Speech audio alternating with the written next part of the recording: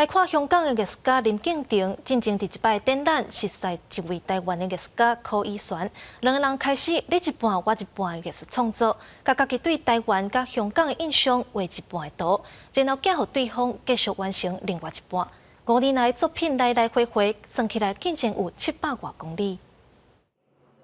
倒手边是香港大佛，正手边是台湾的，另外700度也是同款。香港艺术家林敬庭甲台湾艺术家徐以璇，过去5年的时间，拢是一人角度先创作一半，再搁寄予对方完成作品，来回路途，算算的竟然有700多公里。很不简单，因为其实创作就是一个人创作就已经很难了，然后何况是2个人创作，然后你的作品还要去搭配另外一方的作品。创作过程中也发生真侪趣味的代志，而且完成作品了后，常常拢会让对方有惊喜的感觉。一开始是真的一半一半，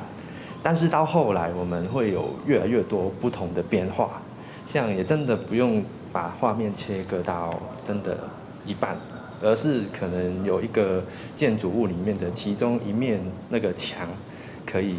留了一个空白的空间。当初他会寄那个一半大佛给我说，我是